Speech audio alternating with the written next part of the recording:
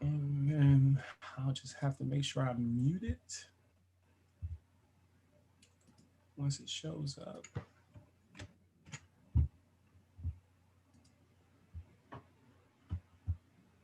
And I think, yep, we're live. I have to make sure I mute it once it shows up. Boom. Okay, get that lag off. And we are live in the building. Give us 2 ticks, people, while we share this out to the world. Thank you for joining us. If you're already here, hey, Miss Craft, how you doing? I'm gonna share this out a couple places. Just give me a second. But for the individuals that are coming in, we have here Paul from Yes, sir. Guten Yardening. Yes, sir. Celebrations all around. we should have a round of applause. Where's that clapping, huh? Man, so bear with me. Let me share this out real quick. Let's talk gardening. Yeah. Absolutely. Let's do that. Let's talk gardening and talk about the amazing success this man has pulled off all the way in Wisconsin, guys. Wisconsin, 5A. 5A. Hey, Ms. Kraft. Yes, 5A. 5A. Is this time of year, I wish it was a little bit warmer, to be honest. It's pretty cold. I mean, I wish it was warmer too, but oh, here it is. That's what I'm looking for. I wish it was warmer too, but I can't complain. You know why? My season has gone much longer than it was supposed to, and yours has too. Yes, sir. And you have Meyer lemons. We do inside, happening right now. What's going on, James? They blossomed up like crazy, so we just gotta. Super TA. Hey, Tiffany, how you doing? Yeah. So, guys, this is Paul from Guten Yardening. He is in Wisconsin, Zone 5A, and I'm bringing you. Oh, let me change this view because they can't see us both at the same time. That should fix this. All right, cool. So I'm bringing him to you because I have been watching a lot of gardeners this year. Because you know myself, I am a beginner gardener. This is my first year gardening ever. Second year doing lawn care, fell in love with gardening halfway through, well, at the beginning of my lawn care journey this year. And I'm not looking back. You guys know that. And hey, Love Notes, how you doing? Haven't turned back. So one of the people that have surprised me with every single video he has released this year has been Paul from Guten Yardening. So without further ado, I want Paul, take a moment, introduce yourself, let the people know who you are, where they can find you, and let's start out with why and how you got into gardening. How about that? Yes. Well, thank you very much, first of all, for having me on here. It's absolutely a pleasure to talk with you and finally get to meet you. I'm pretty excited about this. I've been talking about it just a little bit, last couple of weeks. So just a little bit.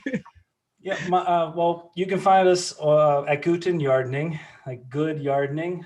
When we were thinking about a channel name 6 months ago when we started out, we had this idea of I had this idea of like why yardening, kind of like Wisconsin yardening, but a question and a statement. But the more we thought about it, it just didn't seem good enough. And so, so my wife came up with the idea of the Guten part, and we put that together, and it became Guten Yardening. So you can find us at Guten Yardening, 2 words. We have been here urban gardening, I would say, for about 6 years. We started off with a little 3x3 semi-raised bed, on the ground raised bed, and grew a few things the first year. And you know how, just like you said, it's addicting, it's relaxing, it's therapy, it's so much. And so one little raised bed wasn't enough. The second year we bought a second raised bed, but we put them together in such a way that it was like a 3x9, 27 square feet. And then started tearing stuff up to make more space. And so right now, 6 years in, we are we don't have very much grass left. We have enough for a path to walk around our house, but beyond that, we can eat just about everything else that's in the ground. So That's what I'm talking about. yeah, it's been a great journey, and this year especially, we've worked really hard to stay on top of things as best as we could, and I think some of the results are starting to come in. They are shocking, to say the least. These results are shocking. Like, I watch people struggle with, like I was telling them before we came live, I watch people struggle in the perfect zones, perfect grow zones to grow things like sweet potatoes and come out with, more leaves than actual tubers. And this dude just knocked it out of the park. How many pounds did you pull in? We pulled out just around 200 pounds so far this year. I say so far. That's the full harvest this year, although we're experimenting around a little bit with some potatoes and other things indoors as well, just to see what that's like. But yeah, we grew 7 varieties, I believe, this year of sweet potatoes. And that's one of the cool things too, is we're experimenting. It's really a lot of what we do right now. What we're doing is experimenting, trying to see what works best, and enjoying the results. So we just made some really interesting stuff with some purple sweet potatoes, but I can't spoil that yet. Yeah, I have a feeling what that is, of the cream variety. Oh, you might know. Yeah, I may know what that may or may not be. So yeah, 200 pounds, guys. Is that not impressive? Hey Sue, how you doing, big sis? Is that not impressive for 5A, 200 pounds of a harvest of sweet potatoes? That's amazing. Like, I was terrified of trying sweet potatoes here because I looked at the grow days and I looked how many it needed and I looked at my weather and I was like, I'm not even going to bother with it. Plus, it takes up so much space, and you guys know I can only do container gardening as of now.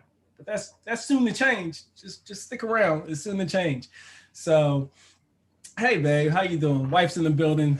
Say hello to Super Saiyan, the best moderator in the world, second to none, and only comes in Love Notes is a strong second. You understand. But I thought that was the most amazing thing that he was doing. So I think we glossed over it. Maybe I missed it. How did you all start? You and your family start gardening? Like, what pulled you in to the gardening realm? Right now, like you said, you pretty much it's in the name, Guten Yardening. He has barely any grass left. The grass that he has left is for a path and for compost. But what was the seed that was sown in your brain, or the first seed that you physically sowed that really brought you to where we are today? I mean, I grew up for the first 5 years, if you can call that growing up. I grew up on a farm in West Virginia, so I've always been around some form of farming, gardening in that sense. And some of my earliest memories of going out there, my grandfather would send me out with a 5-gallon bucket, and I'd have to sit on it and pick a mess of beans from the garden out there. And at the time, it didn't seem, I guess, nearly as enjoyable until I got to eat them. But and then growing up, with my grandparents, they did a ton of small gardening here and there and canning, and it was a big part of the family. But really, when we moved here to Wisconsin, that was not at the forefront, because we had just come from Boston, Massachusetts, downtown, apartment building, concrete everywhere. And so when we were picking out a place to be here in Wisconsin, that wasn't at the forefront, and there are some regrets. But once we got out here, and the first thing I did in any kind of decoration outside the house was to put in some annuals. Okay. And we got done with those annuals one season, and it was like, we're gonna have to plant them again.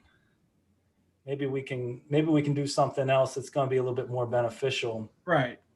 I mean, and we do need them. I'm not decrying annuals, because they are fantastic and they help with the pollinators. But it was then that start with the smaller raised bed onto the bigger stuff that you get your first raspberry bush, your first blueberry bush. You any of those, you taste that fresh fruit, those fresh vegetables for the first time. And I'm not sure how you can pull back from there. Just this just this paddle onward. And Right. this year in particular, it's been 2020. I think we all know it's been 2020 for about 3 years. And so that's going to be a phrase from here on out. Like, man, this is so 2020. Like, that's going to be a thing. That is going to be a thing. Who we got? Hey, Led, what's going on? Thanks for popping in, brother. Long Creeps Limited, my soil guru. Hello, thank you for popping in the building. Dan Permaculture Food Forest says, good evening, Turf. Hey, Dan. Hey, Dan. Thanks for popping in, brother. I appreciate you. I really do, man. All right. So, she said she thought she recognized that Boston accent. That was Miss Kraft that said that. That Boston? Boston. Yeah. So my aunts, I have aunts that are, actually, you guys know, Sage Marie's Coffee and Tea Company. My aunt, the one who owns that company, she's from Boston. Yeah. Oh, very nice. Yeah, she's from Boston. So, Guten Yardening, back to you. This guy, so we had someone, I saw something about 200 pounds. My first year growing purple sweet potatoes, small harvest in container, 200 pounds of potatoes is impressive. Yes, it's insane, right? So you said you do most of you do all your gardening in your yard. You barely have any grass left. Most of it, 90% of his yard, you're almost working with like a permaculture type setup, which it sounds like as well, which is pretty cool. And I hope, well, I'm not hoping, I will have a similar setup one day. I like watching you and Dan specifically because of how you're just using your space.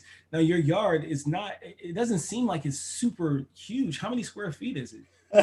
We have, including our house, it's a 1/4 acre, so it's not big. I mean, Okay. If you subtract the house, our biggest garden, which is our main garden in the back, is about 240 square feet. Uh-huh. What we grew our sweet potatoes in this year to get the 200 pounds, we had there were 18-gallon black plastic containers. We had 8 of those, and we had 4 plastic tubs, and then three raised beds that are like a total of about 70, I'd say about 150 square feet total between all of that, with all raised beds and containers to get that. That's amazing, man. That's another thing about Paul, guys. If you watch him, his methods he's not what Led says, the wing of bat and toe of frog. He's not doing a whole bunch of just off the wall crazy stuff. It's very simple. It's very sustainable. It's you're not going to break the bank at all. Like you just heard him say, hello, gardening family. What's up, bro? Led Abdul Shahid. Welcome. That's the first time I've seen you in here.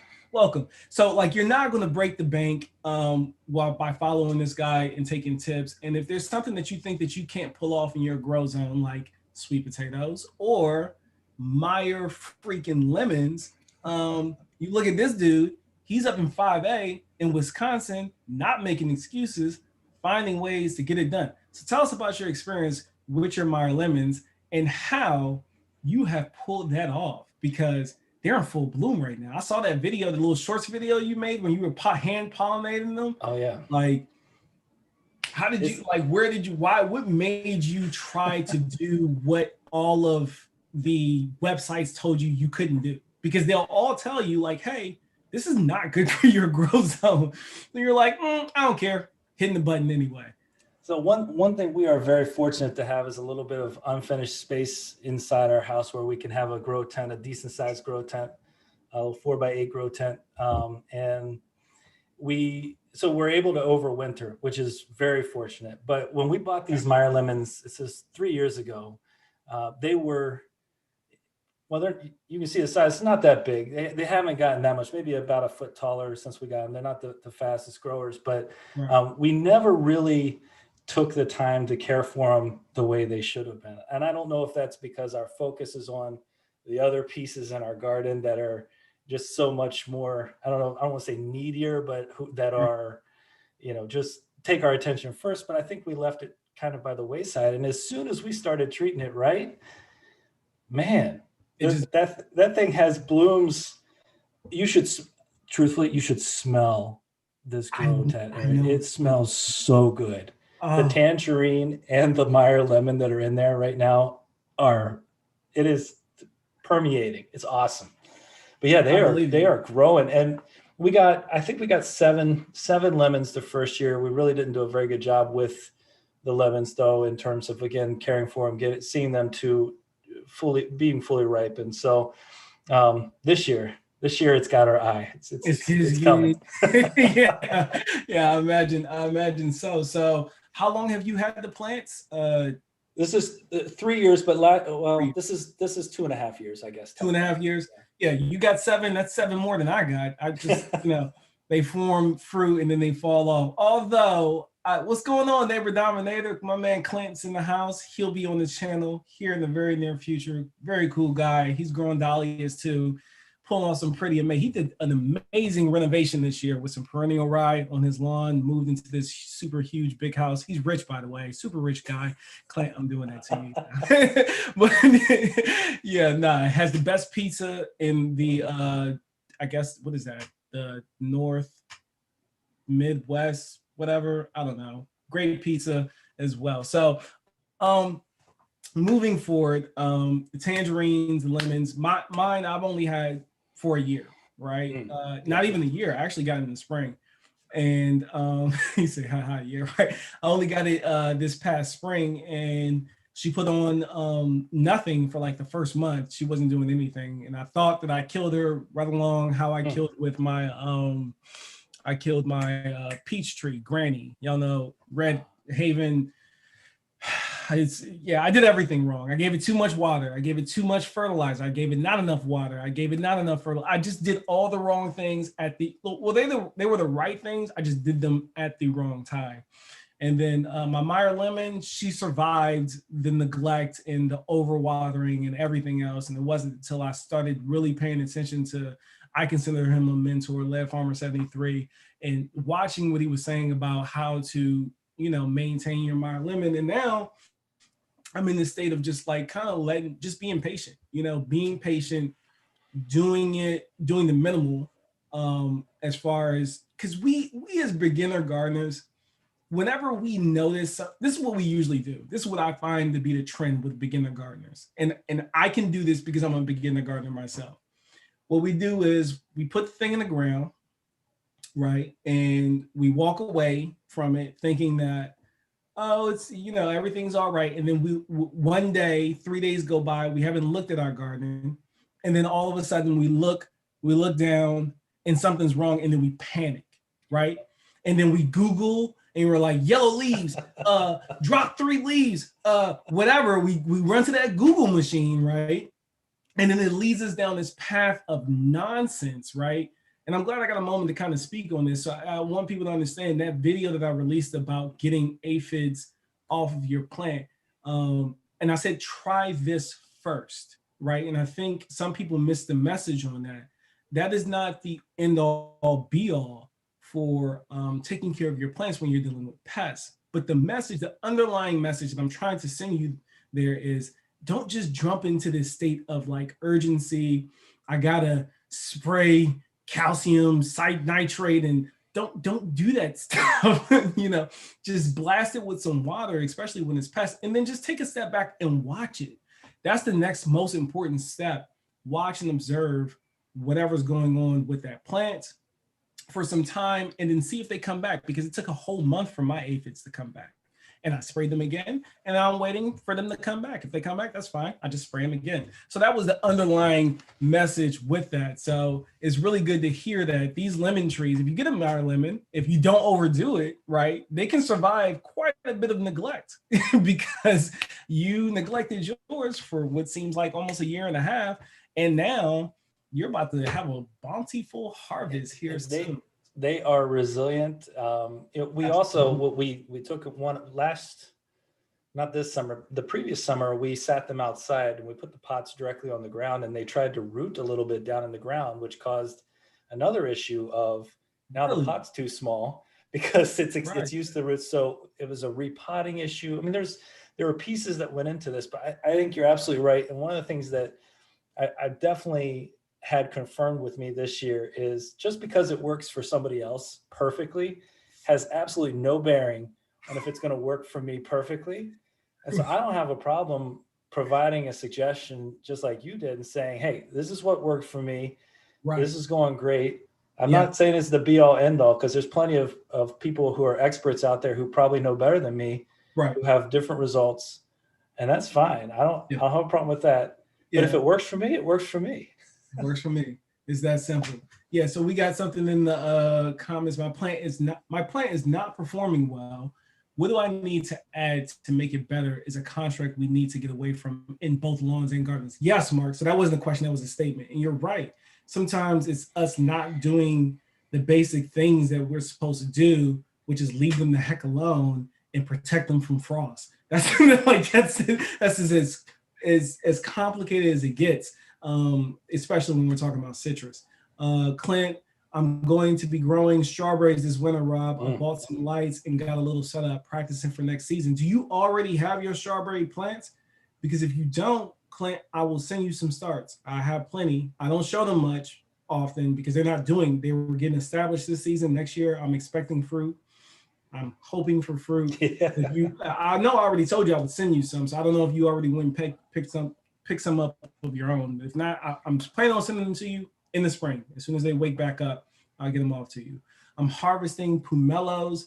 They did very well this year, still out in the cold, some of the most cold hardy citrus. I've never had those. What Never. do those taste like? Have you had them? No. Pomelos. What do those taste like, Abdul? Let Mother Nature do what she do. Exactly. Let Mother Nature do what she do. No, I don't, but the wife wants me to try. Okay, yeah, Clint. I'll have some to you. I should be able to send them to you like March, and you drop them in, and you might not get strawberries. But you might not. Just stick with it. Give it a year, and sometimes it takes a year for them to actually start throwing fruit off. And especially with the variety I have is extremely cold hardy, so they'll do really well with you up there in Michigan, bro. So just hold tight. Don't waste your money. I'm gonna send some to you. Love some good strawberries. Pomelos. It tastes like a grapefruit. Okay. NJ Kelly Gardner and family, thanks for being in here. I appreciate you, brother. So we talked about the Meyer lemons. We talked about the sweet potatoes. Let's talk about some things that you've learned since you've been gardening, specifically this season, because it sounds like, all across the nation, we've had some unseasonably warm weather that's allowed us to get away with some things.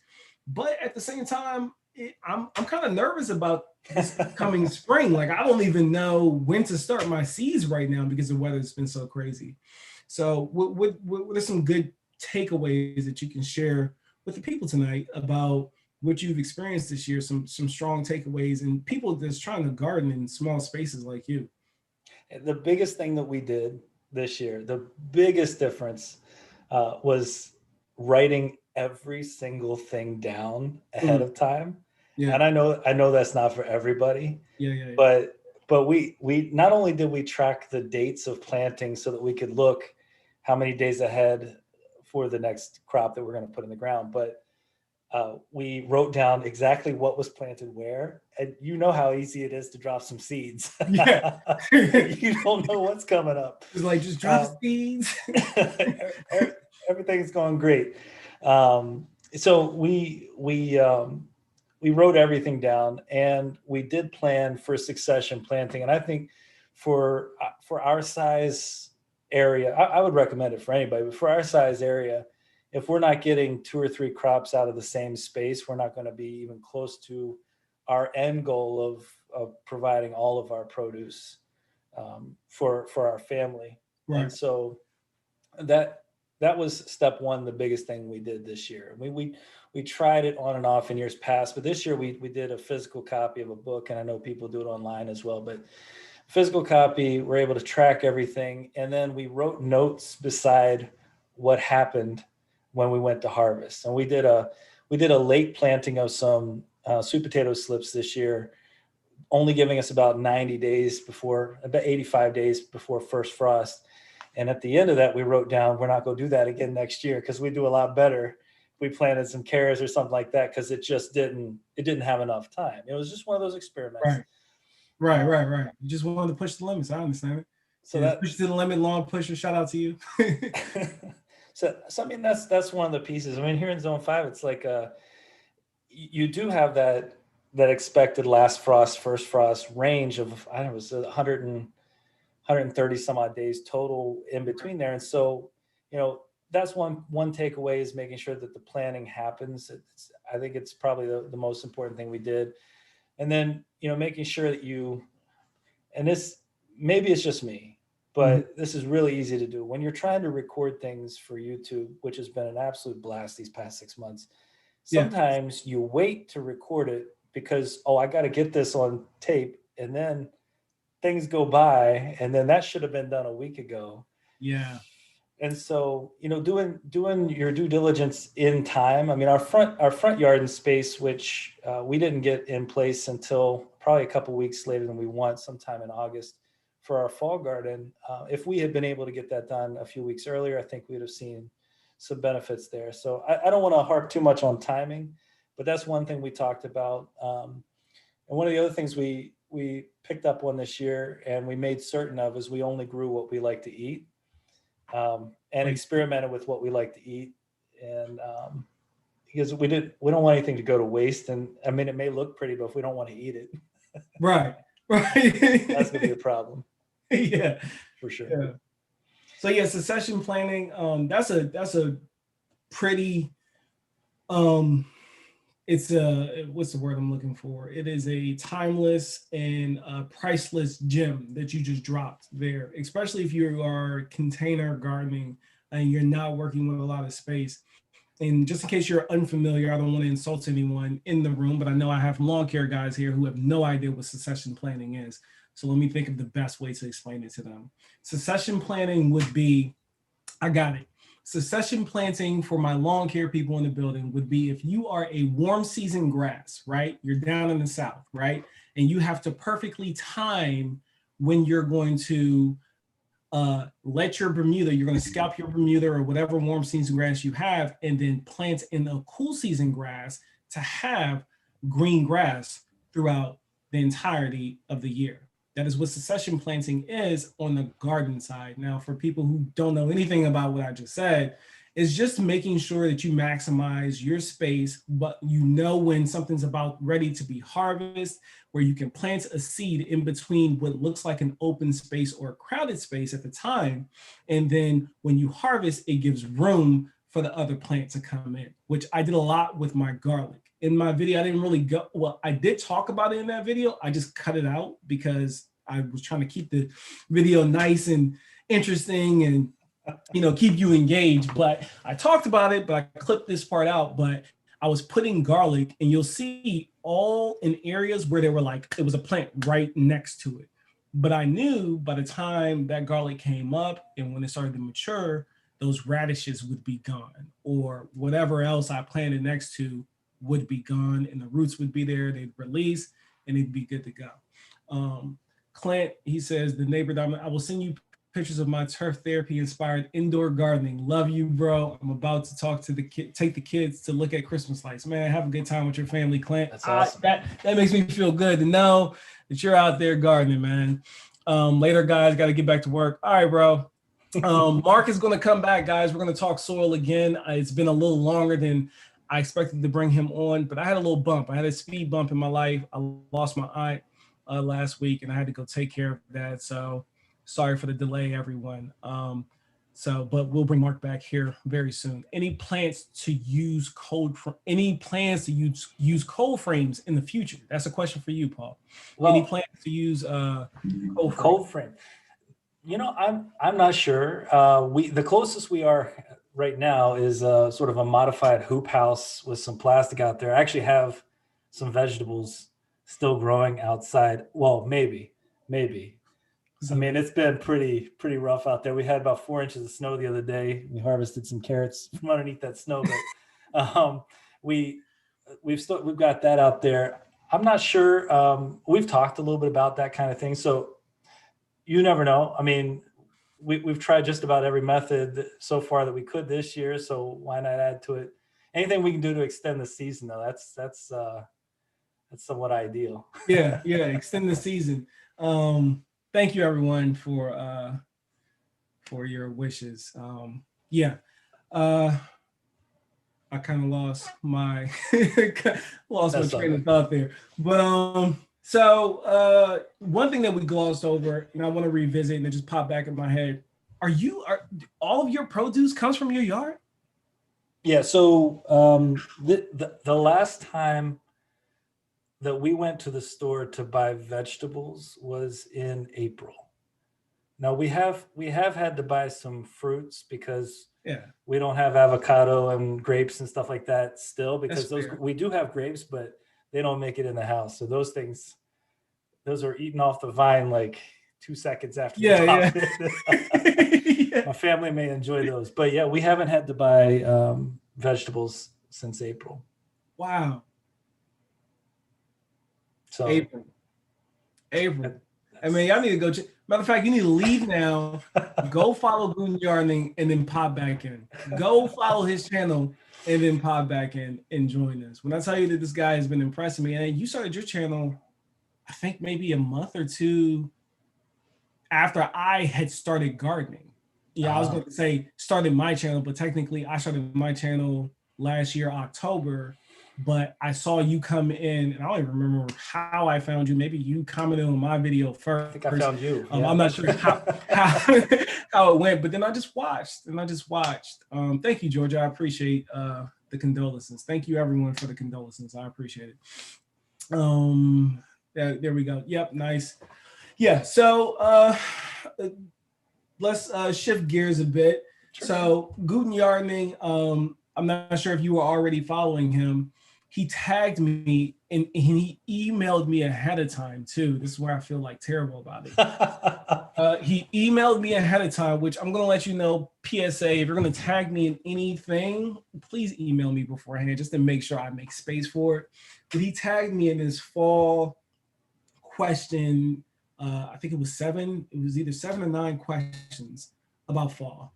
And I didn't know what the questions were before he asked me, but I was like, yeah, I'm game, I'm in it. So I saw the video and I was like, yeah, I'm gonna do this. And I recorded this video, guys, 3 times. I promise you, 3 times. My wife can attest, she's in the chat right now. I even did something really fancy. I brought back, if you've been with me since this time last year, I used to do this thing where I cloned myself, right? And I used to bring the other part of me into the video. So that's what I did for this video, which I thought was the best one, but it was still, I don't know, it was just weird. I don't know, like content creators, I'm sure you can relate where you do something and yeah, it was a good video, but you just still don't feel the best about the video. And I don't know where my headspace was at the time. But anyway, I never released the video and I felt terrible about it. I went back and forth about it because I had said that I was going to do it, but I didn't like the video. So I wouldn't release it. But now that we're talking about it right now, I want to give this moment. Paul didn't know I was going to do this, but I want to give this moment. Paul, if there was one question you just wanted to know what my answer was going to be, throw it at me right now. I got you. On the soil, hey, how you doing? Hey, it's my favorite question on there. So okay. The question, and it's the simplest question, man. Simplest question. My favorite smell in the fall is that wood fireplace, that smoke coming out. I love that. Yeah. And that was my favorite question, the whole thing. So I'd love to know what your favorite smell is in the fall. Okay, cool. So that's an easy one. So, and this one I didn't struggle with, but me and Turf had disagreements, right? So I deemed the other clone my clone. His name is Turf, and then I'm Rob. I'm here with you tonight, Rob and Paul. So Rob, he's the Army guy, right? So I love the smell of the air in the fall and in the spring in the morning. That cool, crisp, clean air. I know you're like, air doesn't have a smell. Well, you say the same about water, but water definitely has a smell. So, hey, Clausen World, hey, how you doing? Water has a taste. I'm sorry, not a smell. Well, I guess some water could have a smell, but water has a taste. So that smell is what really gets me going, especially when you got to run 2, 3, 4, 5 miles in the morning, right? It's just the perfect go Army. That's what I'm talking about. Sappers in the building. My engineer. This is the only place engineer and EOD can be friends. I'm just letting you know.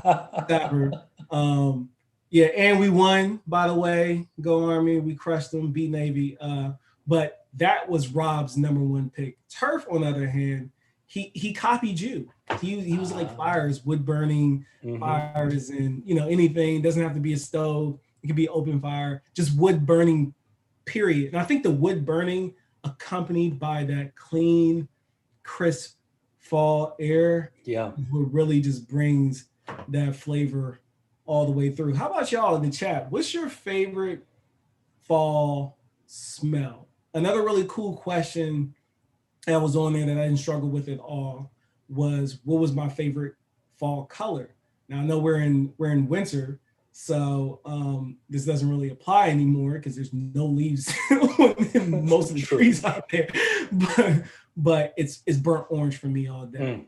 Burnt orange. Beautiful color. Yeah, Dan. Thanks for being here, man. But yeah, he said, boom, blow it up. See, no, y'all like to blow stuff up, Sapper. We don't like to blow. We try to not make it blow up. You are the ones who go throwing C4 everywhere and just blowing up bridges and stuff. Now, I love you. Crabs over castles, though. Crabs over castles. But that was my jam out of those two. And like I said, I apologize for not sending that video out there. But I'm sure you, as a content creator, can I get it. Can relate. I sent them an email though. I did do that. Hey, you gotta love your videos as you're releasing them. That's and I wasn't loving it. I even showed it to the wife, and the wife wasn't loving it. She was like, "It's a really good video." But there's just a lot going on. Like you're talking to yourself. It was synced up perfectly though.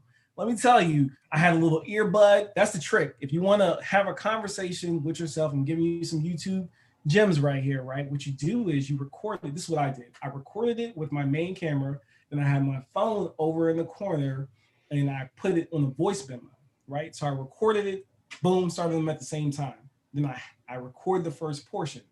Then I come back and I record the second portion and I replay what I recorded in my little Bluetooth ear, right? And then I just wait for it to come up in the film while I'm just, remembering what I was saying, and then I respond to myself in real time. So that's smart. If you want a cheat code? There you go. If you ever want to clone yourself and have a conversation with yourself and not have to struggle and write your whole script out, because I've done that before and that was dumb. It's like I was reading cue cards for myself. But that's the way to pull that off, to have a successful conversation with yourself. Do it that way. My favorite fall smell is apple cider. Yes, I like it. That's great. Yeah, apple cider. That's a pretty slamming smell. Citrus in fall. Where do you live, Abdul? I feel like you live in like, unless you're Guten Yardening over here with a freaking grow house full of citrus in 5A. Like, why is citrus your favorite fall smell? You must be in zone 9 or below or something like that. Oh man, thank you. I appreciate that. Do you all have any tips of propping up fruit tree branches so it doesn't touch the ground? Go Army and all of the other forces. I'm retired U.S. Air Force myself. Okay, thank you for your service for one, all in the soul. And then for two, so I'm gonna go first and then I'll let Paul hop in on this. If you have a fruit tree that's so large that the branches are hanging down to the ground, this is what I'm going to recommend you do. I recommend you slap an air layer on that joker and then cut it off. That's what I would do. Don't let the branch go to waste. I would try to air layer it, especially if it's a citrus, and then make a whole new tree and give it away to someone or find a new place on your land to plant it. That's what I would do. If it was so low to the ground that they're hanging on the ground, I put an air layer on it. Not right now, unless you're in zone 10 or something. I'll wait until the spring, slap an air layer on it, and then cut it, and then make a whole new plant for a friend, a relative, or put it in your ground. What you got for him, Paul? Yeah, I'm just, is it hanging low to the ground because there's so much fruit on it? That's a good question. I didn't ask that. If that's the case, I mean, it's possible. Then yeah, the pruning back in some way when it's time to prune is a great idea. I love the air layering idea. That's fantastic. Yeah, I would do that. Pass that tree on to somebody else. That's beautiful. Yeah, 2 birds, 1 stone. just had that conversation with somebody in one of the comments they left that they had memories of climbing a tree from when they were young, and their parents or grandparents' place, and wondering what that tree was and missing those memories. I mean, that's it's like a fig or something like that, I think. Yeah. I mean, that is And a figs great are idea. super easy to air layer too. They're like, I'm telling you, I'm going to guarantee if you follow the method that I did in my live video, or just go to the linked video for Lead Farmer's channel where he shows you how he does it from step by step. I'll do another video next year when the season gets right. I got some plans for air layers and foraging mixed together, give you a little hint there. But I'll make a video myself. But in the meantime, if you want to see the chili dog method that I did, which was super simple, you don't have to go buy any super crazy air layering tools or anything. It's very simple. All you need is a sharp knife, some rooting hormone, and a bag with some peat moss and perlite, or cocoa coir and perlite, and you got you a whole new tree. Hey, Dolores and Tony from CHULAHOMA, Chulahoma, Mississippi Gardens. Hey, y'all. Appreciate it. And thank you for texting me the other day. I appreciate that. Good to see you. Thank you for your service. Oh, Abdul, Zone 8B. I have a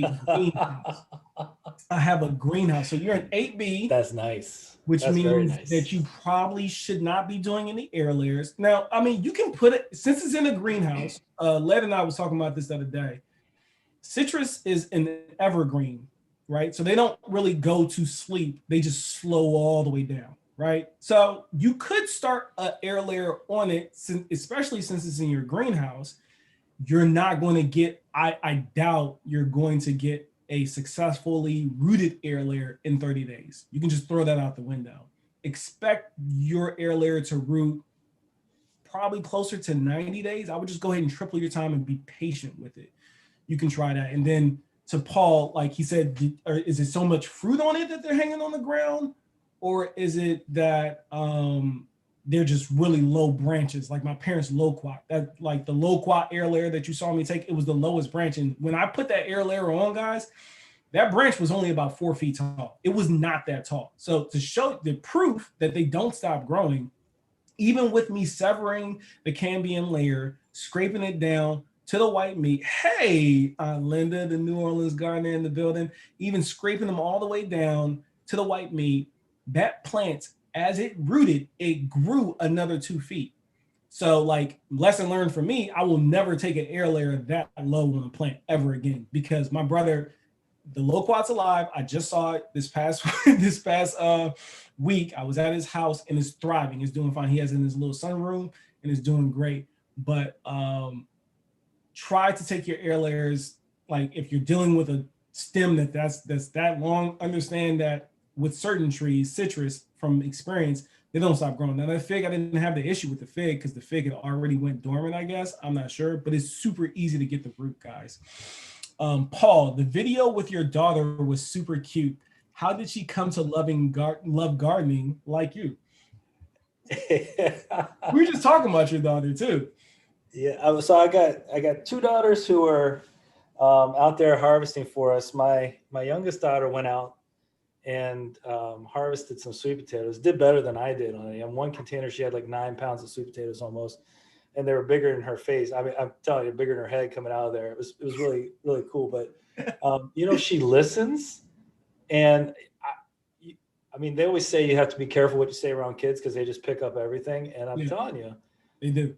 I hear a lot of what my wife and I say in terms of when we're out in the garden, in what the girls say, and it's a lot of fun. And anytime we can get them outside, it's a challenge these days. It's a challenge in the winter, but it's a challenge at any time, getting kids to go outside.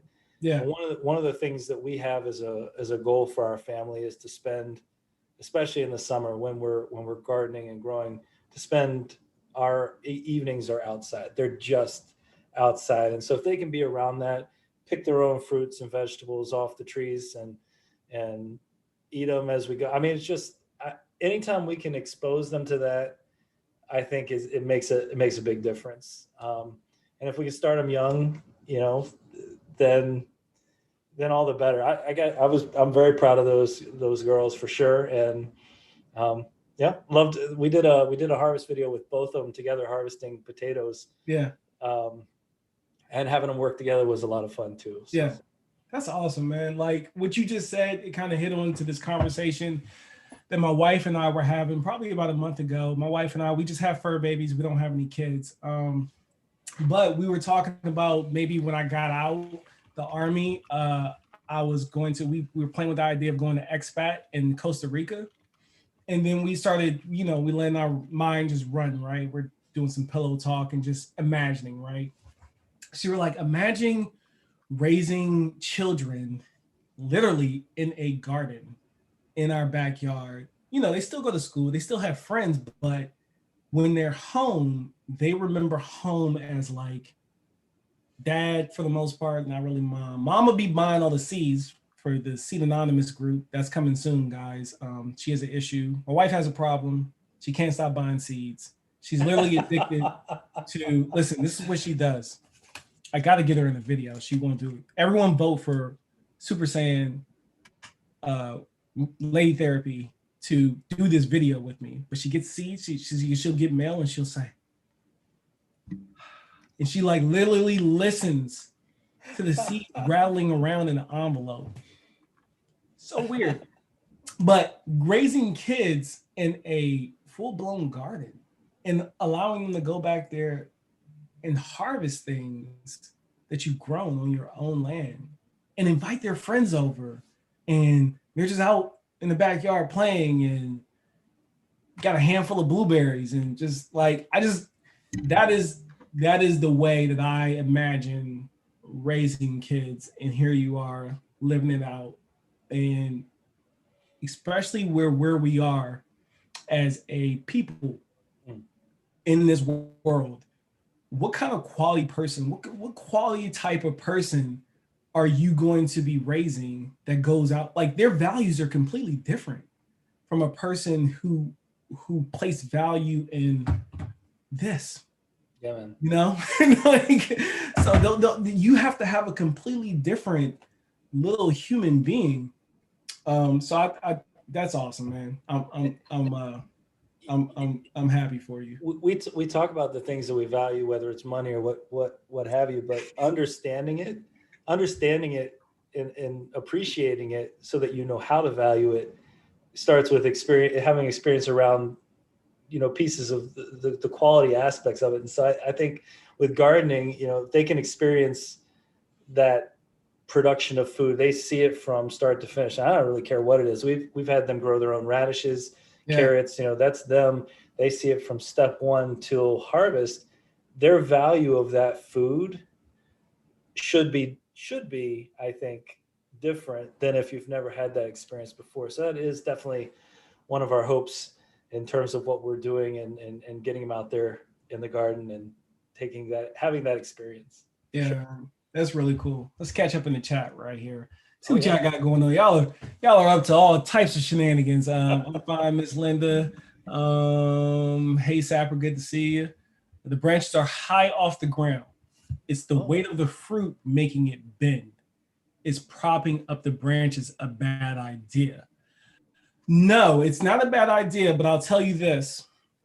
I watched a very experienced gardener get greedy, right? And what I mean by greedy is, yeah, it has a lot of fruit, but it doesn't mean you have to let them all come to ripe, because I also watched that very experienced gardener, their tree split in half because they didn't thin it out. So you have to ask yourself, do you have enough fruit to throw some out for the critters? Unripe, they'll still eat them. I guarantee it. Something to eat it, right? Do you have enough fruit to where you can take those off and give it, or if you take those off, will you not have a harvest? So, or, maybe the limbs just aren't mature enough to hold the weight, and you're just trying to, they've developed those fruit, but you still want to harvest it. So I tell you first, cautionly, don't get greedy. And then secondly, it's not a terrible idea to give them some support if you're not being greedy. What you got, Paul? Yeah, no, I was going to say the same thing. One of the hardest things to do with anything you're growing is to pull off some of it to make the other stuff grow bigger. That is so, we learned that with our grapes this year. We didn't. We had a lot of grapes coming in, and Scott has grapes in 5A, people. half the grapes didn't get as big as we would have liked because we didn't do any pruning. We didn't prune it back as well as we should have. But again, it's hard. You see everything coming in, and you want everything. But it's the same thing. Yeah. Hey, it's the same thing with our Meyer lemon. I mean, if all the fruits, I mean, they'll drop some fruits. Some of them will drop off anyway. But if we left everything on there that was coming in right now, none of it would grow. It's just not big enough. None of it would grow to maturity. So that's hard to do. Oof. It's hard. It is. I think I read this article that said something like you need like 20 leaves on a mature or an established lemon to produce one nice sized lemon. I was reading an article on it. Don't quote me, but somewhere around there. Like, so the amount of foliage you need to lemon, people usually get that wrong. And like your tree, and that's not just a lemon. I think it applies to most fruit trees. Like, you need the energy. It needs to be able to absorb the energy to feed that fruit. So if you're not full and bushy and all leaved and greened out, then you're going to be struggling when it comes to developing that fruit. Hey, Sammy Joe, thanks for popping in.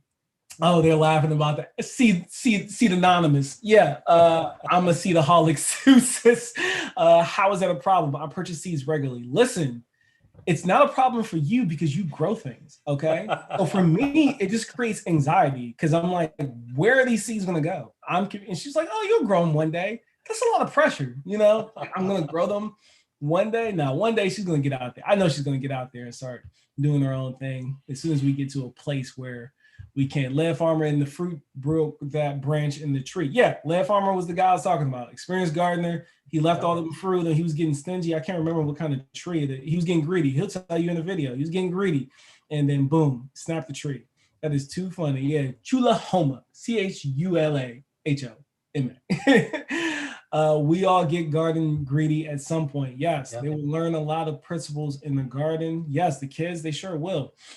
Dag, I've been greedy. Yeah, I think you've been a little greedy on the soil, but that's good though. You know, like you have so many fruit that you have to take some off because they're hanging so low to the ground. So that's a success. You did something. And they don't have to go to waste. You did something right. Yeah, you're doing something right, man. So, you know, that is so hard to pull off fruit and buds, cutting branches. It is. We must take off some of those fruits. Yeah, he'll grow them within the next 2 years. see, I told you, right? Abdul, Turf, if they help you on regular basis, they will learn the gardening process you teach them. That is how I learned traditional gardening. I'm doing organic gardening now. Yeah, Abdul, that's a good point. So like, this is my first year actually gardening for myself. Well, for my family, which is myself, my wife, and my dogs, because they get the scraps of the carrots, they eat them up, they love them. But what's cool is though, when I was younger, my parents, they're both from South Carolina.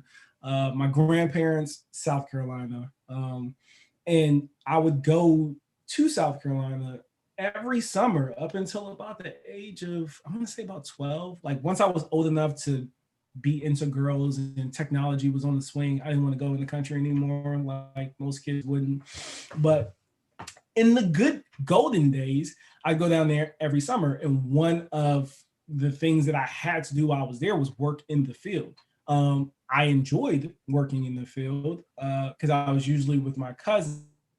Some days were extremely hot. I learned some variable, it was a peach. Yes, it was a peach tree that snapped. So I learned some really good things out there. I learned some hard lessons along the way. I tell you this, I know Led's peach tree, that's what snapped. I learned that if you're picking peppers all day, you should definitely wash your hands before you use the bathroom. You guys have heard that story before. We're not gonna get to that tonight because it's about Paul, but I too had some type of history being in a garden or a farm, because they were more so farming, because they would take a lot of their stuff and sell it. They were raising hogs, chicken, you name it. They had it, goats, a little bit of everything. But kids will absorb when you take them out there, because I feel I don't remember anything as far as like what to actually do in the garden from those days. But I do find myself almost like while I'm out there working my little containers, I'll almost reflect, it takes me back to that childhood, that innocence, that seeing the beauty in every little thing. And I think as we get older, we don't take time to notice the beauty in nature. So when you get out there and your hands on it, it reminds me of when I was a child and I used to be observant of nature. Like my little niece, she calls, I don't know if she still does it now because she was a little younger when she did it, but she'd come in the house and if there was like a fake plant sitting on the table, she'd be like, Uncle Rob, is that Mother Nature or is that fake? And and I just thought it was the cutest thing ever for her to refer to the plant as Mother Nature and not like a flower. Like, or is that real or is that fake? She's like, is that Mother Nature or is that some imposter? Like who are you? So they'll pick up on it quick. So I think that's the best thing about gardening. It really allows you to reconnect with those principles that keeps us as human beings. You know what I mean? It allows us to be humane out here. I was raised in the garden. It was a necessity. This is how we ate. Yeah. Well, yeah, I'm pretty sure that's why I don't like squash. I told y'all the story. I don't like yellow squash because I'm squashed out. I'm all the way squashed out. My grandmother, and I try to figure out why she always cooked squash. It was because it was a summer crop and I always went during the summer. I just wish she grew patty pan squash because that's way better than yellow squash. So, but yeah, shifting gears back over to Paul. What are your plans this spring? What you got cooking up over there? Well, man, what don't we have cooking? We started some of the Brussels sprouts and cauliflower, like multicolored cauliflower and such, a little late. So they didn't really have as much time as we would have liked for them to develop. So we're going to start we're just going to do some more experimenting, to be honest. We're going to do some more experimenting. Do not let him, hold on, wait, I have to interrupt. He just breezed by his Brussels sprouts like he didn't have he had like 2 or 3 plants and he had enough, those bags of Brussels sprouts you buy from Aldi or something like that? He had enough for like 4 or 5 bags. Me over here, you know how many Brussels sprouts I got? 0. You know how many I've seen? 0. But the leaves are really good. I think they're better than colors. Oh, they're so good. The leaves are so good. I didn't get any Brussels sprouts at all, but I know what went wrong there. They were planted, it was too many planted too close together. Yeah. So they could only push out leaves because they were fighting for nutrients. I'm going to fix that though, but I'll let you continue. I'm not going to let you breeze over your Brussels sprout. It's like 3 or 4 videos ago. Go check it out. He pulls it off. I'd say that he was doing YouTube magic and buying this stuff, but he literally shows you him pulling it out the ground, taking it in the house and cleaning it off. So, unless he stole a mature plant and then put it in the jar. That was a good day. That was a really good day, man. We have some red ones that we wanna see happen. We haven't grown red ones before. We started them, but we just didn't give them enough time. So I guess that's, we're gonna push the limits. Since we have our grow tent set up inside, we're gonna make sure we start as much as possible early on. We're gonna try the same thing this year. We're gonna take some of the potatoes that we harvested. We had a couple 100 pounds of regular potatoes this year, and we're gonna take some of those and use them as seed potatoes and see what we can get out of there. We're also going to experiment a little bit with some of the potato berries. I know the seeds that come out of there don't produce the same kind of potatoes per se, exactly, but we're going to play around a little bit. Why not? I think potatoes was the only thing that I saw you kind of struggle with, but you planted so many that it was really irrelevant because you still had plenty. And you did 4 different experiments with 4 different containers, and then you had some in ground too. He literally has no yard. He just has paths because everything is being ate. Do you eat sweet potato greens? I love sweet potato greens. We didn't eat them as much this year. We actually did better this year with regard to the Japanese beetles. Last year, it was a nightmare out there. This year, I don't know what it was, but we had less of a problem, but they still got onto our sweet potato greens pretty good, and we didn't get out there soon enough, but they do taste great. I enjoy sweet potato greens a lot. Yeah. Yeah. Absolutely. Do you eat sweet potato much? Hello, Sister Linda. Guten is amazing gardener. Check out his berries harvest video. Dan plugging you. Dan, if you find the link and drop it in Thank you, here, Dan. Thank you, one of Dan. my moderators will approve it.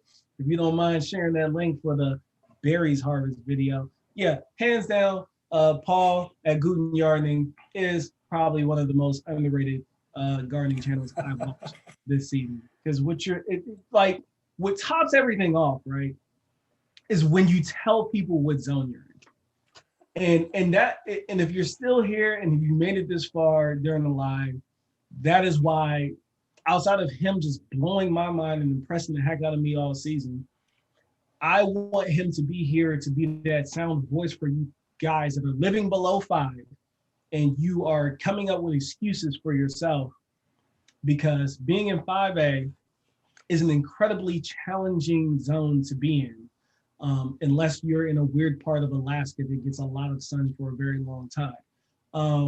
And I don't even know if they're 5 themselves. But regardless, what he's been able to pull off although he has experience with properly educating himself, learning from his mistakes, and not overdoing it with the wing of bat and toenail of frog and whatever else, and really feeding his soil and these permaculture type practices that he's leaning towards, you too can have success.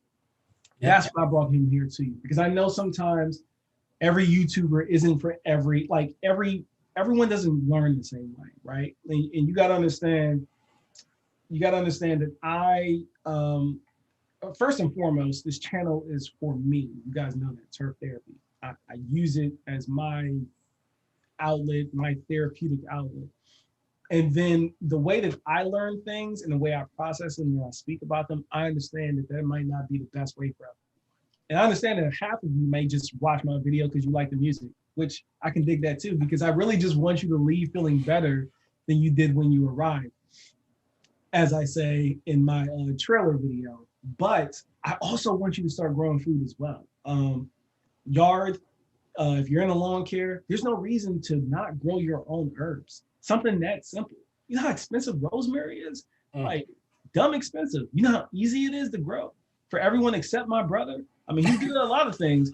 He keeps killing rosemary. I just took him a rosemary cutting from the cutting I stole from his plant, and it looks like it's about to die already. So I don't think he doesn't have the finger when it comes to yardening. Oh, Miss Craft, $5 for Guten Yardening. Agree. Guten Yardening is an awesome and inspirational channel. Thanks for sharing your journey. Yes, Thank you you. must check him out, Sue. Turf, I got the candlestick seeds. Yes, that's what I'm talking about. And she said she loves sweet potato greens as well. I would say that's a challenging zone. That's awesome, right? So the reason why I really wanted to bring Dan on, and we will be bringing other gardeners, and we'll be bringing some more lawn care people on. We're not done yet. Winter is about to really set in, so you're probably not going to get a video after mid-January that has anything to do with outside. I'm just letting you know, it's going to be way too cold. I'm going to be like Aunt Linda in her video when she was like, it's cold out there. I'm not going outside. Like, I used to love the winter, and now I hate it because I can't grow anything. It gets cold and dark real soon. But I brought Dan on here so you guys, Paul, not Dan. I brought Paul on here so you guys can be inspired and you can see that you can pull it off. No matter what your restrictions are, go to this guy. Email him if he has. Is your email listed? If you send us if you send us a comment, I can put it on here. Yeah. I believe. Reach out to him, because whatever he's doing is working. It doesn't necessarily mean it's going to work for you, but at the same time, he gives you hope, right? He gives you hope, and through his perseverance, if you can't pull off, produce can be expensive, right? It can be, and this man has been able to offset his produce 99% by let me show that real quick. Yeah, contact gutenyardening@gmail.com. Of course, you can go over and check out his channel, but he's been pulling it off. And I think that he's a great inspiration for anyone that's interested in gardening out there, anyone that has crabgrass and wants to get rid of it. just throw some seeds in the ground like he did, because he completely turned his whole Guten Yardening. Oh yeah, I want to ask you this. So is your wife from Germany? No. So she did spend some time, about, I don't know, about 6 months she spent there years ago. I had deja vu. I asked you this on your live. I sure did. Yeah. Yeah. So if you guys don't know, Guten is It's good. like good. It's Mhm. good. It's good for it's good in Germany. And you guys know I spent some time in Germany. And if you didn't know, I spent some time in Germany. I've lived over there for about 6 years. So sprechen Sie Deutsch, just a little, but but I knew enough. I was like, oh, they must be Germany. Hey, that's more than me. Well, you got Guten Yardening in the name. It's a great channel, great inspiration what you're doing over there. You inspire me. I just want you to let you Thank know you. that things, when I think I'm pushing it to the limit on things, and then I see you with a freaking greenhouse full of citrus in 5, it lets me know that I'm not the only crazy person out there. So I appreciate your content. I want you to continue doing what you're doing. Don't think that no one's not paying attention, because I'm definitely paying attention. I'm taking notes step by step. I really love what you're doing. You have a wonderful family. You have wonderful content. Please go check this man out, Paul from the Guten Yardening family. And I'll let you take us out, guy. Paul, what do you have to say to the people? Let's one last time, if you just came in here, let them know where they can find you, and any parting words for the people. Absolutely. Well, thanks again for having me on. I really appreciate that. It's a great opportunity to come in and talk to some of the folks that, I probably haven't spoken to before. It's been an absolutely fantastic 6 months. Yeah. We've learned a lot. I was looking back at some of our first videos, and it's amazing how not just your personality, but your style and all that changes. But the one thing that hasn't changed in the 6 months we've been doing this, for sure, is that what we want to show is what's possible here, and to try to add value to not just our community, the gardening community, but to add value to where we are right now, whether that's sharing what we have, sending what we have to other people, consuming it here, and just seeing the benefit of growing. Because I think it can get overwhelming. And I've had people talk about how, well, this is a full-time job to grow this many vegetables.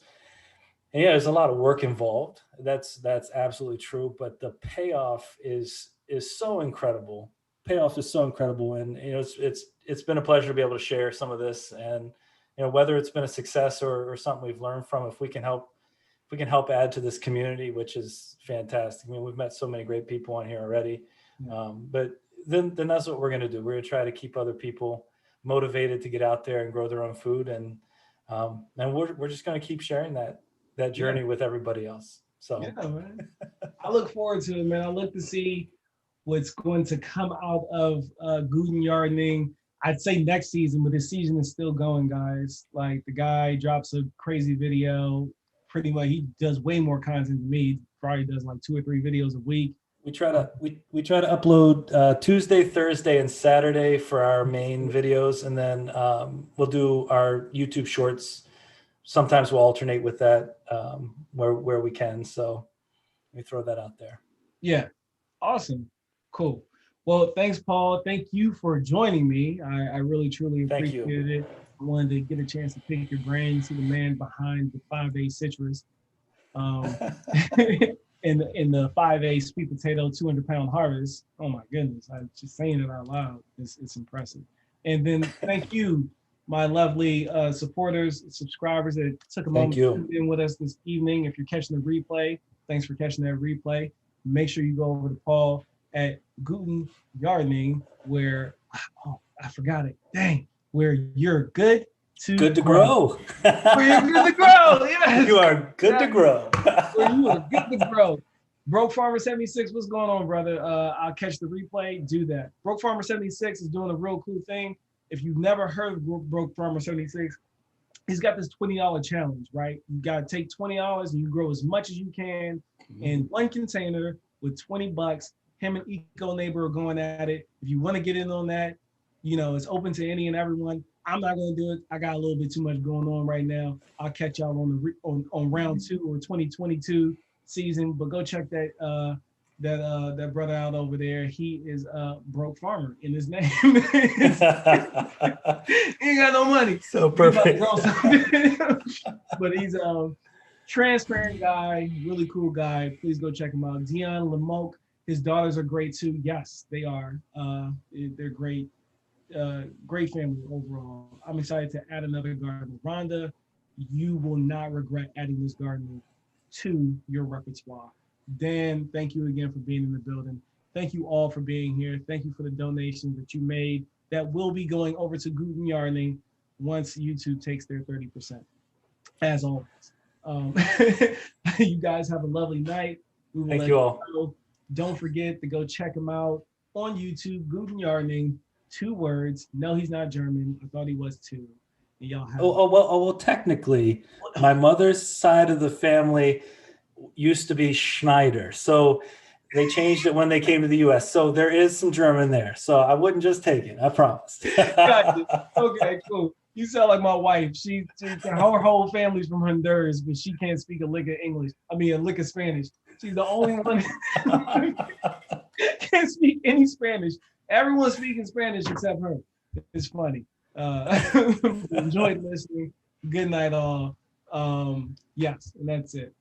All right. We'll see you next time, guys.